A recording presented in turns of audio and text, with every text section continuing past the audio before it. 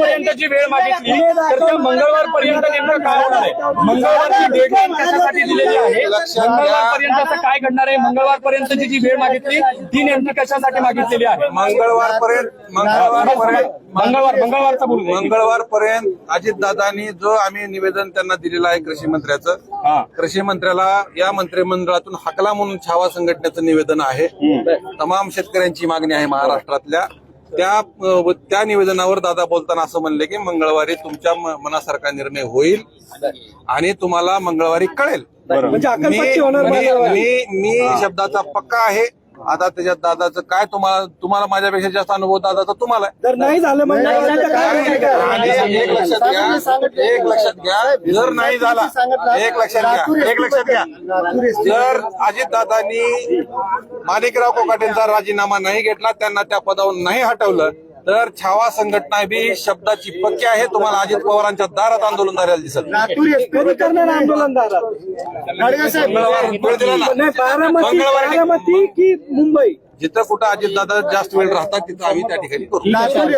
पवारांच्यावर 307 अंतर्गत गुन्हा दाखल करायची मागणी होती. हो, आता अजितदादांनी एसपींना सांगितलेलं आहे आणि एसपींनी पण अजितदादांना सांगितलं की जे काही त्यांचं म्हणणं आहे ते पुरवणी जबाबामध्ये आम्ही नोंदवून घेऊ, त्या पद्धतीने आम्ही कारवाई करू. इथून मी लातूरला गेल्याबरोबर पहिलं काम तेच करणार आहे. लातूरचा मीडिया तिथं सोबत राहील.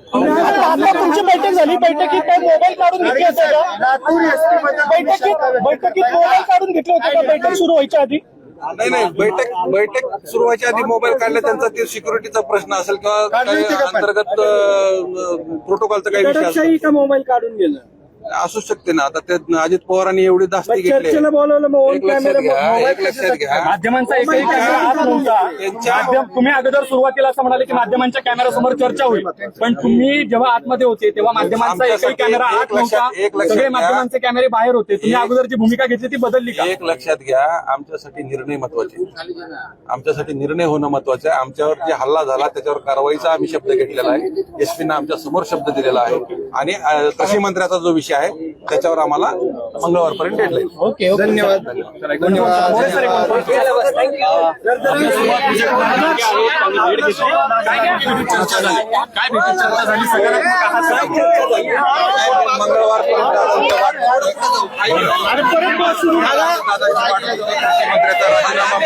झाला पाहिजे ही भूमिका आमची आहे. जोपर्यंत मंगळवारपर्यंत जर दादांनी राजीनामा नाही घेतला तर छावा संघटना अजित पवारांच्या विरोधात आंदोलन करणार. तुमच्या कार्यकर्त्यांनी त्यांना शिव्या दिल्या होत्या. तो नेमका तुमच्या कार्यकर्त्यांनी तिकडे शिव्या दिल्या होत्या असं ते म्हणाले. नाही शिव्या नाही दिल्या. तुमच्या मीडियाला माहिती आहे ना कुणाला शिव्या दिल्या? तुमच्या कार्यकर्त्यांनी. भुजबळला काय काम आहे? कोण भुजबळ? छगन भुजबळ. अहो भुजबळ त्याला काम नाही, तो बिनकामाच्या भानगडीत पडतोय. त्यांना सांगा चुकीच्या भानगडीत पडू नको. तुला माहित नाही, तू तिथं नव्हता.